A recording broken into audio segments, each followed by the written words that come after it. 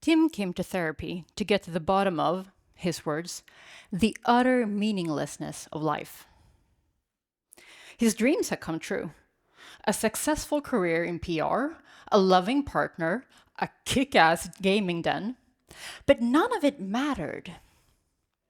Food had lost his taste. His girlfriend felt distant. He spent hours watching YouTube wondering, why doesn't this feel like enough? And now he was in my therapy chair, expecting an answer. I had to be honest. I said, Tim, I'm a clinical psychologist. If you want to know the meaning of life, where we're conscious carbon stuck on a rock hurling through space, I'll have to refer you to a monk. Or maybe an overconfident guy fresh back from Burning Man. And if they give you a satisfying answer, please tell me. But if what you're really asking is how to find meaning in life, reasons to get up in the morning with joy and motivation, let's get started. Because here's the thing. Meaning in life isn't an answer you find. It's something you make through effort. And I'm going to show you how.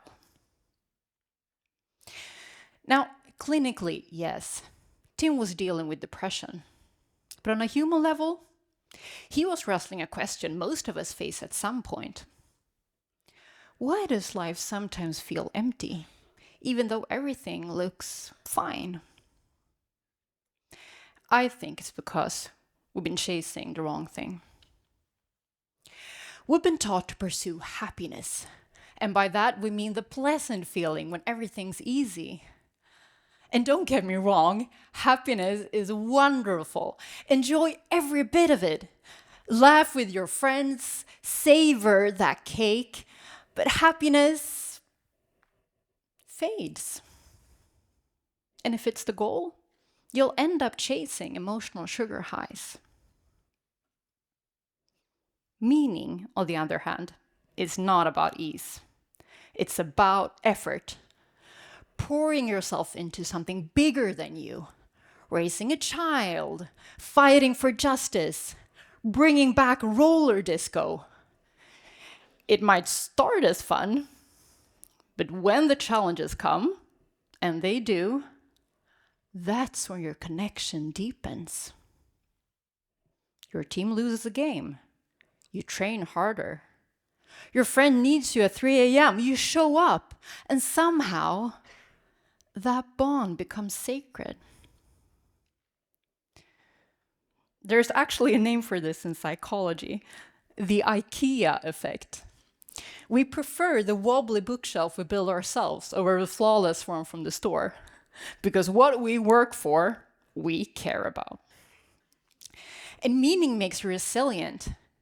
Research shows that people with a sense of purpose live longer, healthier lives. I mean, you don't go to the gym just for abs.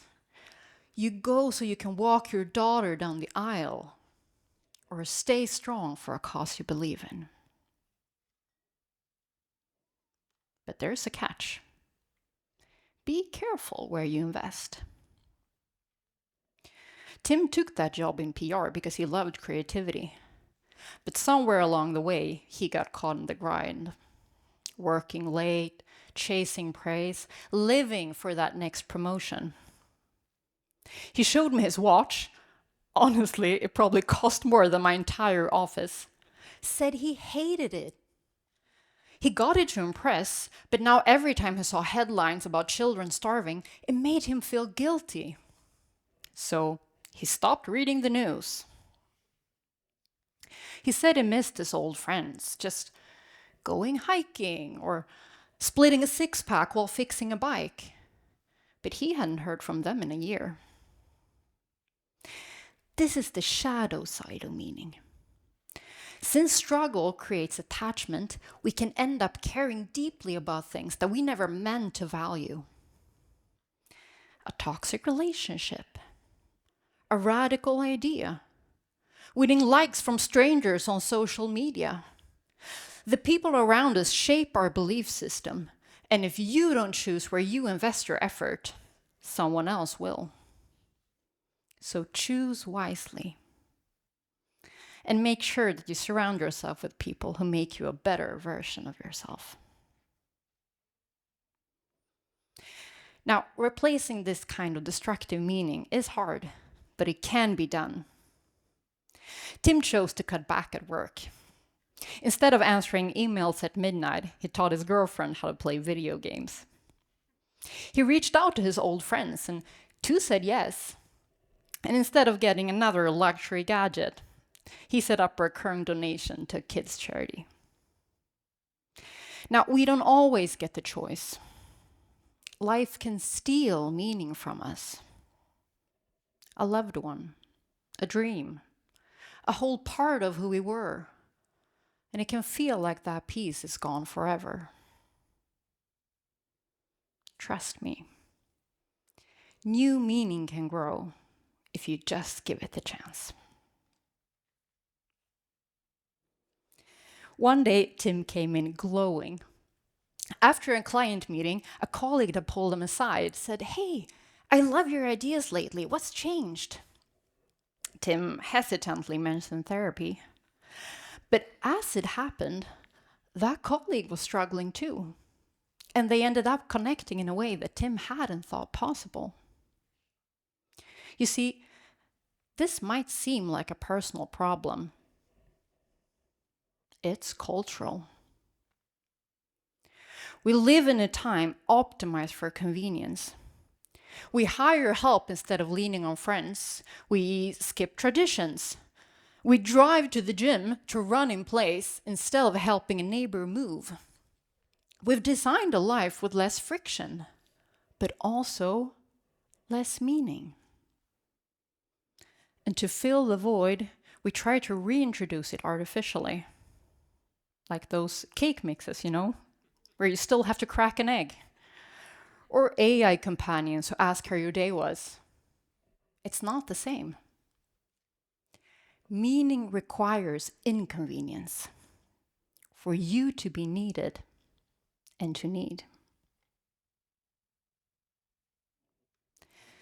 I promised him we'd spend our final session discussing philosophy, the meaning of everything. But he never showed up. As it turns out, he was halfway down the trail, hiking with his old friends. See, when you're searching for meaning, more rumination is rarely the answer. More engagement is. So the next time you feel lost, don't ask, "What's the meaning of life?" Ask, "What needs me?" Call that friend. Join that cause. Fix that broken cupboard. Because when you put effort into what matters to you, the question won't seem so hard anymore. When you engage with life, the question answers itself. Thank you.